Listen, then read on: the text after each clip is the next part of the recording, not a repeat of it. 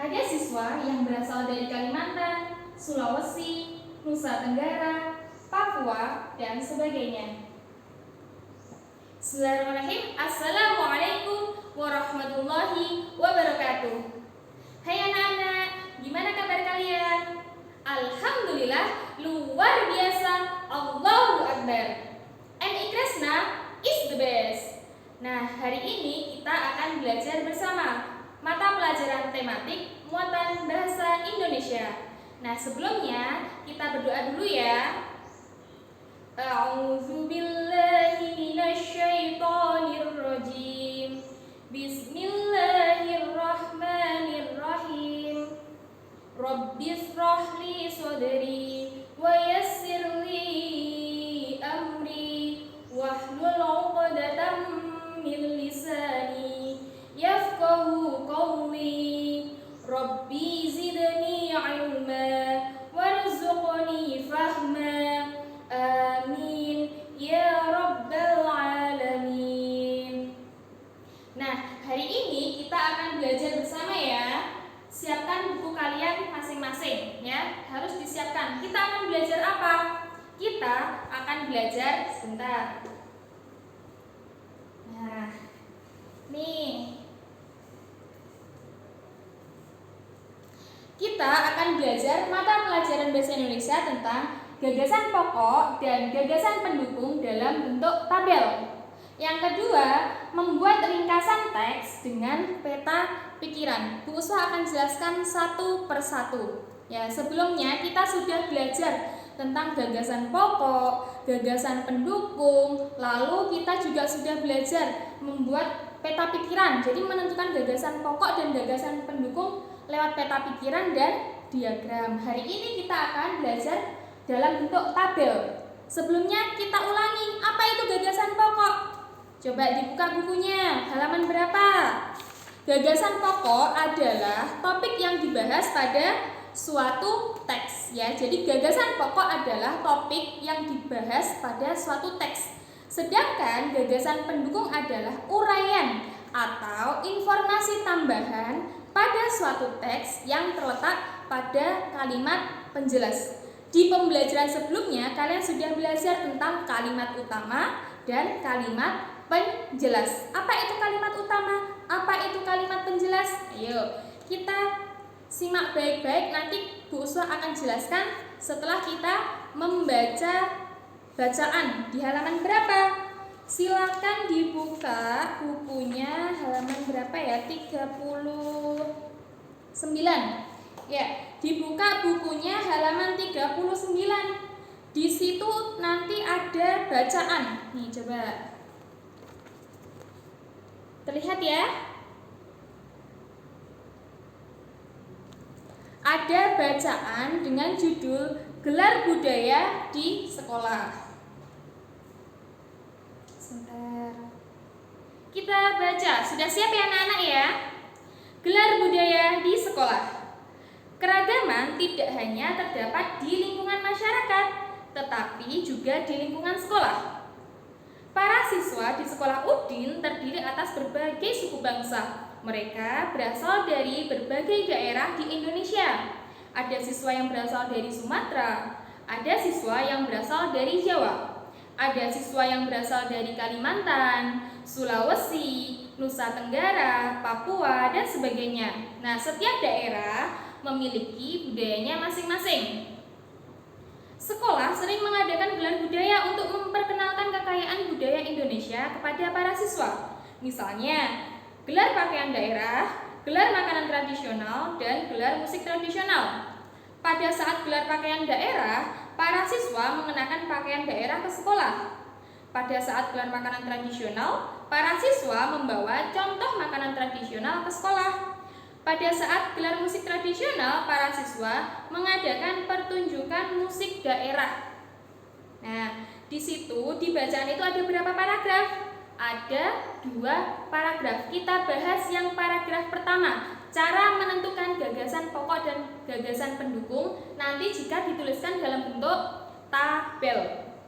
Coba perhatikan, di paragraf pertama ada berapa kalimat? Kalian hitung? Sudah? Sudah dihitung? Ada berapa kalimat? 1, 2, 3, 4, 5, 6. Ada berapa? Ada berapa? 1. Kita hitung ya. 1, 2, 3, 4, 5, 6, 7. Ada 7 kalimat. Nah, di 7 kalimat di paragraf pertama ada kalimat utama dan kalimat penjelas. Kalimat utamanya terletak di mana? Nah, di paragraf ini terletak di kalimat pertama. Keragaman tidak hanya terdapat di lingkungan masyarakat, tetapi juga di lingkungan sekolah. Jadi nanti gagasan pokoknya terletak di kalimat itu. Apa? Keragaman di lingkungan sekolah. Jadi kalimat utama terletak di paragraf pertama yang menjadi gagasan pokok. Apa? Keragaman di lingkungan sekolah. Setelah itu ada 6 kalimat penjelas. Kita akan bahas. Coba sekarang kalian perhatikan dulu ya. Di sini ada tabel gagasan pokok dan gagasan pendukung paragraf pertama. Itu ada 3 poin gagasan pendukung. Yang pertama, para siswa berasal dari suku bangsa. Kok bisa seperti itu? Kalian baca di kalimat kedua dan kalimat ketiga. Para siswa di sekolah Udin terdiri atas berbagai suku bangsa. Mereka berasal dari berbagai daerah di Indonesia. Itu nanti menjadi gagasan pendukung yang pertama. Menjadi apa? Para siswa berasal dari berbagai suku bangsa. 2 kalimat itu diringkas jadi 1. Nah, sekarang coba kalian perhatikan lagi selanjutnya di kalimat yang ke 3 dan ke 4. Setelah itu juga kelima, ketiga, 4 dan kelima. Mohon maaf, bukan kalimat ketiga ya. Mulai dari ini anak-anak yang ada siswa berasal dari Sumatera. Berarti itu kalimat keberapa? 4 ya. 4, 5, dan 6. Di kalimat 4, 5, dan 6 ada siswa yang berasal dari Sumatera, ada siswa yang berasal dari Jawa, ada siswa yang berasal dari Kalimantan, Sulawesi, Nusa Tenggara, Papua, dan sebagainya. Itu tadi kalimat ke 4, 5, 6. Itu menjadi kalimat penjelas ya. Menjadi kalau diringkas jadi apa? Macam daerah asal. Tadi kan yang disebutkan asal semua ya. Mulai dari Sumatera, Jawa, Kalimantan, dan seterusnya. Nah, sudah 6 kalimat. Tinggal kalimat yang terakhir. Apa bunyinya? Setiap daerah memiliki budaya masing-masing. Nah, setiap daerah berarti punya budaya yang khas, punya budayanya masing-masing. Itu juga termasuk ke dalam gagasan pendukung. Berarti dari satu paragraf itu gagasan pokoknya adalah keragaman di lingkungan sekolah, dan gagasan pendukungnya adalah yang pertama, para siswa berasal dari berbagai suku bangsa. Itu tadi diambil dari kalimat yang kedua dan ketiga, atau kalimat penjelas pertama dan kalimat penjelas kedua. Lalu gagasan pendukung yang kedua, macam daerah asal siswa di sekolah Udin, terdapat pada kalimat yang keberapa? 4, 5, dan 6, atau itu terdapat pada kalimat penjelas yang ke berapa? 3, 4, dan 5. Jadi beda ya kalimat sama kalimat penjelas di pembahasan ini. Nah, selanjutnya untuk yang gagasan pendukung terakhir, setiap daerah memiliki budaya khas. Itu termasuk gagasan pendukung dari kalimat yang terakhir. Sampai di sini bisa dimengerti ya. Untuk yang paragraf kedua bagaimana? Nah, ini nanti tugas kalian. Tugas kalian apa? Yang pertama, mencari mencari kalimat utama dari paragraf kedua. Kalian tulis kalimat utamanya apa? Yang kedua, mencari atau menuliskan kalimat penjelas. Dan yang ketiga, tugas kalian adalah menentukan gagasan pokok dan gagasan pendukung dari kalimat utama dan kalimat penjelas yang sudah kalian tulis. Bisa dimengerti ya? Ya. Nah, untuk materi yang selanjutnya,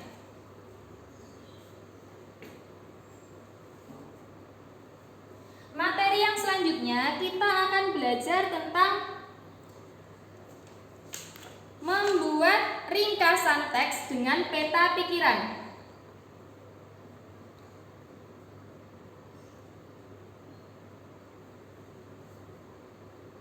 Ya, membuat ringkasan teks dengan peta pikiran. Nah, kalian pasti sudah pandai mencari gagasan pokok dan gagasan pendukung. Bisa dalam bentuk diagram maupun peta pikiran, karena di pembahasan sebelumnya kita sudah belajar itu.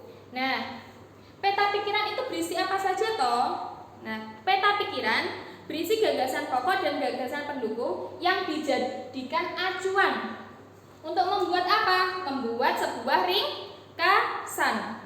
Nah, meringkas isi teks sama dengan menulis kembali semua isi teks tetapi dengan singkat. Langkah-langkahnya seperti apa? Yang pertama, kita harus membaca teks dengan seksama. Kalian harus membaca dengan seksama. Ya. Yang kedua, gunakan kalimat tanya apa, siapa, mengapa, bagaimana, di mana, dan kapan untuk mengetahui kejadian. Jadi kalian bisa memanfaatkan kalimat tanya yang ada ya untuk mencari dan untuk mengetahui kejadian apa di teks tersebut. Yang selanjutnya, catat hal penting. Setelah kalian tahu jawaban dari pertanyaan-pertanyaan kalian, catat apa saja hal-hal yang penting. Yang selanjutnya, baru nanti kalian buat peta pikiran. Setelah membuat peta pikiran, buat ringkasan. Nah, di sini buat ringkasan berdasarkan peta pikiran. Dan biar kalian paham, harus dengan bahasa kalian sendiri ya. Jadi kalian kalau membaca peta pikiran kalian, membaca ringkasan kalian, kalian bisa lebih memahami kalau dengan bahasa sendiri. Dan yang keenam, urutan harus sesuai, harus runtut urutannya. Yang ketujuh, gunakan kalimat yang ringkas dan hindari bahasa-bahasa yang tidak efektif. Nah, di pembelajaran ini kita sudah belajar tentang gagasan pokok dan gagasan pendukung dalam bentuk tabel. Selain itu, kita juga sudah belajar membuat ringkasan teks dengan peta pikiran. Biar lebih jelasnya, kalian baca buku ini terus ya, dibaca dan dipahami agar lebih paham. Dan jangan lupa, kita minggu depan kita akan belajar lagi tentang apa? Kita akan belajar gagasan pokok dan gagasan pendukung dalam teks lisan ya. Di pertemuan selanjutnya kita akan belajar tentang gagasan pokok dan gagasan pendukung dalam teks lisan. Dan jangan lupa tugasnya. Apa tadi tugasnya? Yang pertama, tadi kalian Bu Uswah minta untuk membuat kalimat utama dari paragraf yang kedua. Yang kedua, membuat kalimat-kalimat penjelas dari paragraf yang kedua dari bacaan yang kita baca tadi. Dan yang terakhir, kalian buat apa? Bentuk tabelnya dari gagasan pokok dan gagasan pendukung. Sampai di sini bisa dimengerti ya? Kita jumpa lagi di pembelajaran yang selanjutnya. Tetap semangat. Kita akhiri pembelajaran hari ini dengan membaca hamdalah. Alhamdulillahi Rabbil Alamin. Subhanakallahumma wa bihamdika asyhadu an la ilaha illa anta astaghfiruka wa atubu ilaik. Amin ya Rabbal Alamin. Sekian dari Bu Uswah, kurang lebihnya Bu Uswah mohon maaf. Tetap semangat, tetap jaga kesehatan. Kita berdoa bersama-sama agar pandemi ini segera berlalu dan kita bisa bertatap muka secara madrasah kita tercinta. MI Kresna is the best. Nah, sekian dari Bu Uswah. Wassalamualaikum warahmatullahi wabarakatuh.